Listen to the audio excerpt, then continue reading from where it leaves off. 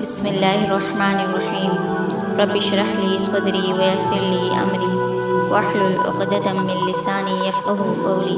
السلام علیکم ورحمۃ اللہ وبرکاتہ۔ میرا نام افشاں بخاری ہے۔ آج ہم بات کریں گے آپ صلی اللہ علیہ وآلہ وسلم کی وفات کے بارے میں۔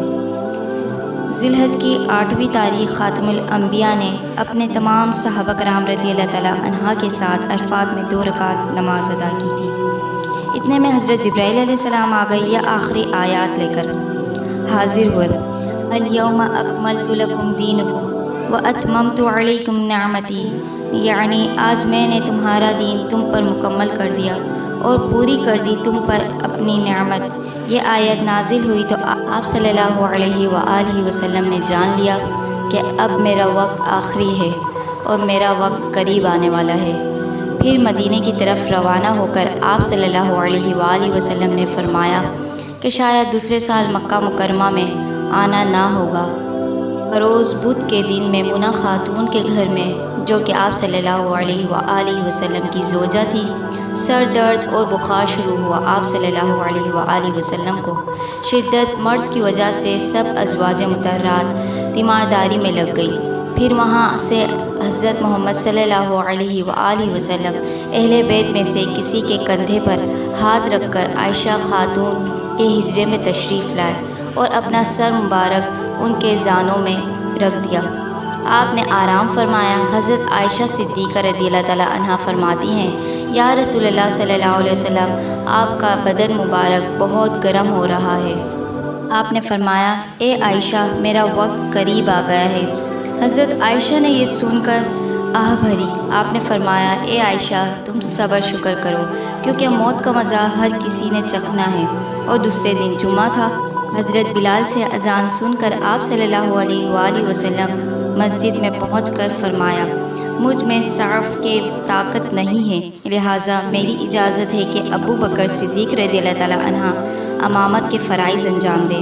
یہ فرمان آپ کا سن کر تمام صحابہ کے آنکھوں میں آنسو بھر آئے اور حضرت ابو بکر صدیق رضی اللہ تعالیٰ عنہ نے آپ کے فرمان سے امامت کروائی اور آپ نے نماز ادا کی۔ پھر آپ نے وصیت فرمائی کہ اے میرے بھائیوں، اب میرا وقت قریب آ چکا ہے۔ میں تم سے کہتا ہوں کہ ہر نیک کاروبار کرتے رہنا اور اس کاروبار کو نہایت ہوشیاری سے میرے بعد کرنا۔ عمر فاروق رضی اللہ تعالیٰ عنہ نے کہا، یا رسول اللہ، میں نے خواب میں دیکھا ہے کہ عدل میرا ٹوٹ گیا ہے۔ آپ صلی اللہ علیہ وآلہ وسلم نے فرمایا، اس کی تعبیر یہ ہے کہ وہ عدل میں ہوں، یعنی آپ صلی اللہ علیہ وسلم۔ پھر حضرت عثمان غنی رضی اللہ تعالیٰ عنہ کہتے ہیں، یا رسول اللہ، میں نے خواب میں دیکھا ہے کہ قرآن شریف کا ورق ہوا میں اڑ گیا ہے۔ فرمایا، آپ کے اس خواب کی تعبیر یہ ہے کہ ورق قرآن مجید کا عبادت میری روح سے ہے اور تن سے مراد ہوا ہوگی۔ اس کے بعد حسین نے کہا، ہم نے یہ خواب دیکھا ہے کہ ایک درخت بزرگ گر پڑا۔ آپ نے اس خواب کی تعبیر یوں بیان فرمائی کہ اے میرے فرزند، وہ درخت میں ہوں۔ اس کے بعد حضرت عائشہ صدیقہ رضی اللہ تعالیٰ عنہا فرماتی ہیں، یا رسول اللہ، میں نے یہ خواب دیکھا ہے کہ میرے گھر کا ستون گر پڑا۔ آپ نے اس کی تعبیر یوں بیان فرمائی کہ اے عائشہ، جو عورت یہ خواب دیکھے مستقبل میں اس کا شوہر ہی مرتا ہے۔ اس وقت صحابہ کرام رضی اللہ تعالیٰ عنہ اور تمام بیویاں، سارے اہل بیت زار و قطار رونے لگے اور بہت ہی پریشان بے قرار ہوئے۔ پھر رسول اللہ صلی اللہ علیہ وآلہ وسلم نے فرمایا، اے میرے صحابیوں، بیماری کی شدت مجھ پر بہت ہے۔ آپ لوگ بلال سے کہہ دو کہ وہ سارے مدینہ میں اعلان کرا دے کہ صرف رسول اللہ صلی اللہ علیہ وآلہ وسلم کے پاس صرف 2 دن باقی ہیں۔ اور ساتھ یہ بھی کہہ دو کہ اگر کوئی شخص دعویٰ کرتا ہے کسی قسم کا کہ اس کی کوئی چیز میرے پاس ہے تو وہ آ کر وصول کر لے اور اپنا حق قیامت کے دن مجھ پر نہ رکھے۔ ایک مرد نے عکاشہ نامی، جس نے یہ دعویٰ کیا کہ یا رسول اللہ صلی اللہ علیہ وسلم، جنگ احد میں آپ کے ہاتھ سے میرے پیٹھ پر ایک کوڑا لگا تھا، لہٰذا میں چاہتا ہوں کہ اس کے عوض مجھے مل جائے۔ چنانچہ یہ سن کر آپ صلی اللہ علیہ وآلہ وسلم نے اپنے گھر میں سے کوڑا، جو کہ 7 وزن کا تھا، منگوایا۔ اور تمام لوگوں کو عکاشہ کے بدلہ لینے کا معلوم ہوا تو ہر ایک صحابہ وغیرہ اس سے کہتے تھے، اے عکاشہ، حضرت محمد صلی اللہ علیہ وسلم کے بدلے ہمارے بدن پر 10 چاہے 20 یا 40 کوڑے مار لے، چونکہ حضرت محمد صلی اللہ علیہ وآلہ وسلم اس وقت شدید بیماری میں مبتلا ہیں، ان سے درگزر کر دے۔ لیکن وہ کسی طرح سے راضی نہ ہوا۔ چنانچہ حضرت محمد صلی اللہ علیہ وآلہ وسلم نے فرمایا، عکاشہ، کوڑا اپنے ہاتھ میں لے اور جتنا چاہے مار۔ آپ کے فرمان کے مطابق عکاشہ نے کوڑا اپنے ہاتھ میں لیا اور پھر کہا، حضرت محمد صلی اللہ علیہ وسلم، میں نے تو ننگی پیٹھ پر کوڑا کھایا تھا اور آپ کپڑے پہنے ہوئے ہیں۔ آپ نے اپنا پیراہن اتار دیا اور موجودہ حاضرین اس وقت زار و قطار رونے لگے اور اپنی زبان سے کہتے جاتے تھے، عکاشہ، تو نے آخر بات ہم سب کی نہیں مانی۔ چنانچہ عکاشہ پشت مبارک کے قریب آ کھڑا ہوا اور پھر اس نے مہر نبوت کی اپنی آنکھوں سے زیارت کی۔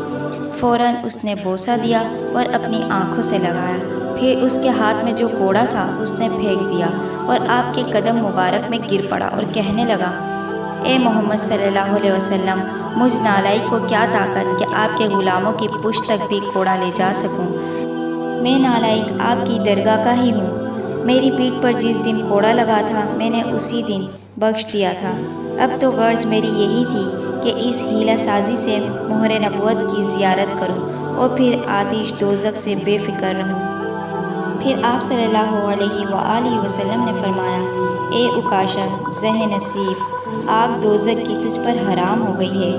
پھر ربیع الاول پیر کے روز اللہ تعالیٰ نے اسرائیل علیہ السلام کو فرمایا، حضرت محمد صلی اللہ علیہ وآلہ وسلم کے خدمت میں جا کر ادب سے کھڑے رہنا اور بے اجازت ان کی جان قبض نہ کرنا۔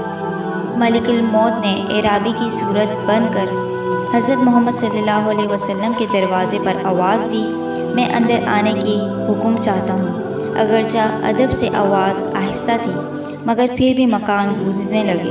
اس وقت حضرت فاطمہ رضی اللہ تعالیٰ عنہا نے کہا، اے اعرابی، اس وقت حضور صلی اللہ علیہ وسلم پر بے ہوشی ہے اور تکلیف سے بے چین ہے۔ لیکن اس نے نہ سنا، وہ بار بار پکارتا رہا۔ جب آپ صلی اللہ علیہ وسلم کے کان مبارک میں آواز پہنچی تو آپ نے آنکھیں کھول دی اور پھر پوچھا، اے فاطمہ، کیا ہے؟ عرض کیا، یا رسول اللہ، ایک اعرابی اپنے ہاتھ میں تلوار لیے دروازے پر چلاتا ہے اور گھر میں آنے کی اجازت چاہتا ہے۔ اس سے میں بار بار کہتی ہوں مگر وہ واپس نہیں جاتا۔ یہ سن کر رسول اللہ صلی اللہ علیہ وسلم نے فرمایا، اے فاطمہ، وہ اعرابی نہیں ہے کہ وہ چلا جائے، بلکہ یہ وہ شخص ہے عورتوں کو بیوہ اور بچوں کو یتیم بنائے۔ تم اس کو اندر بلا لو۔ پھر ملک الموت نے آ کر سلام کیا اور نہایت موت طور سے کھڑا ہو گیا۔ حضور صلی اللہ علیہ وآلہ وسلم نے فرمایا، اے میرے بھائی عزرائیل، تم میری زیارت کو آئے ہو یا میری روح قبض کرنے؟ انہوں نے کہا، یا رسول اللہ، میں تو آپ کی جان قبض کرنے کو آیا ہوں، مگر آپ کے حکم سے ہی آپ کی جان قبض کروں گا۔ آپ صلی اللہ علیہ وسلم نے فرمایا، ابھی ٹھہرو، حضرت جبریل علیہ السلام آئیں گے۔ چنانچہ تھوڑی ہی دیر میں حضرت جبریل علیہ السلام آ گئے۔ اگر آپ دنیا میں رہنا چاہیں تو جتنی عمر چاہیں رہیں۔ پھر حضور صلی اللہ علیہ وآلہ وسلم نے فرمایا، مرضی الہی کس میں ہے؟ انہوں نے کہا، مرضی الہی تو آپ کو جنت میں بلانے کی ہے، کیونکہ دوزخ کی آگ سرد کی گئی ہے۔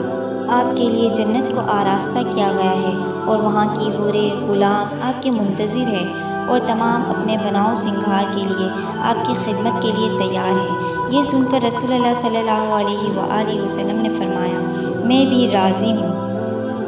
پھر آپ نے فرمایا، اے جبرائیل، میرے جانے کے بعد تم اس دنیا میں آؤ گی یا نہیں؟ حضرت جبرائیل علیہ السلام نے کہا، یا رسول اللہ، آپ کے بعد 10 بار اور دنیا میں آؤں گا، ہر ایک بار ایک چیز دنیا سے لے جاؤں گا۔ حضور صلی اللہ علیہ وسلم نے پوچھا، وہ کیا کیا چیزیں ہیں؟ حضرت جبریل علیہ السلام نے کہا، یا رسول اللہ، اول بار تو صبر دنیا سے لے جاؤں گا، اور دوسری بار شرم، اور تیسری بار محبت، اور چوتھی بار عدل، اور 5ویں بار برکت، اور 6ٹھی بار سخاوت، اور 7ویں بار صدقات، اور 8ویں بار جلال، اور 9ویں بار علم، اور 10ویں بار قرآن مجید کو لے جاؤں گا۔ بس یہ 10 چیزیں ہیں۔ میں آپ کے بعد لینے آؤں گا، پھر اس کے بعد آثار قیامت ظاہر ہوں گی اور اسرافیل علیہ السلام سور پھونکیں گے۔ پھر حضور صلی اللہ علیہ وآلہ وسلم نے فرمایا، حضرت جبرائیل سے پوچھا کہ میرے بعد میری امت کا کیسا حال ہوگا؟ حضرت جبریل علیہ السلام نے کہا، اللہ تعالیٰ نے فرمایا ہے کہ آپ اپنی امت کو میرے ذمے سونپ دو، میں بروز قیامت اس کو واپس کر دوں گا۔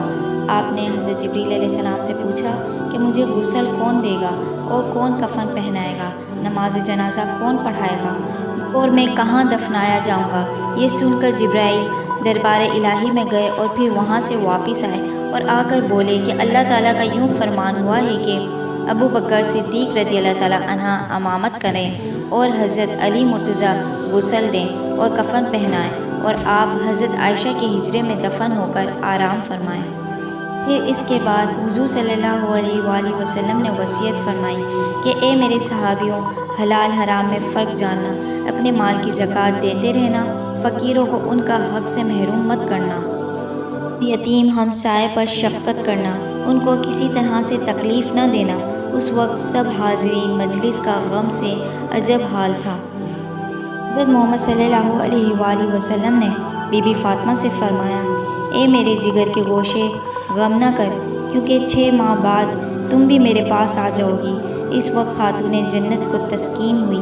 پھر حضور صلی اللہ علیہ وآلہ وسلم نے فرمایا، اے اسرائیل، اب اپنے کام میں مشغول ہو۔ چنانچہ پھر ملک الموت نے اپنا ہاتھ حضور صلی اللہ علیہ وآلہ وسلم کے سینے مبارک پر رکھا۔ پھر آپ نے ایک آہ بھری اور پھر فرمایا، اے ملک الموت، مجھ کو ایذا پہنچی، میں نے جانا کہ ایک پہاڑ میری چھاتی پہ آ پڑا ہے اور پھر میری امت کو بھی ایسی ہی تکلیف ہوگی۔ اسرائیل نے کہا، یا رسول اللہ، میں آپ کی روح مبارک بہت آسانی سے قبض کر رہا ہوں۔ آپ نے فرمایا، اے اسرائیل، جتنی سختی اور تکلیف دینی ہے تو مجھے ہی دے دے، لیکن میری امت کی جان قبض کرنے کے وقت ذرا ایذا نہ دینا، کیونکہ وہ بہت ہی ضعیف اور کمزور ہے۔ تب ملک الموت نے عہد کیا کہ جو کوئی آپ کی امت میں سے بعد نماز فرض کے آیت الکرسی پڑھے گا، اس کی جان ایسی آسانی سے قبض کروں گا۔ پھر حضور صلی اللہ علیہ وآلہ وسلم نے آخری وصیت یہ کی کہ اے میرے صحابیوں، بدی اور گناہ کے کام نہ کرنا اور اپنے سینے کو زنگ کینے سے پاک رکھنا۔ اس کے بعد صحابہ کرام رضی اللہ تعالیٰ عنہ نے آپ صلی اللہ علیہ وسلم سے پوچھا، قیامت کب آئے گی؟ حضور صلی اللہ علیہ وآلہ وسلم نے اس کا جواب کچھ نہ دیا مگر اشارے سے اپنے شہادت کی انگلی کو اٹھایا کہ بعد 1 برس کے کوئی سمجھا اور بعد 1000 برس کے، اور کچھ لوگوں نے کہا یہ حال تو معبود برحق ہی جانتا ہے، کسی کو کچھ خبر نہیں۔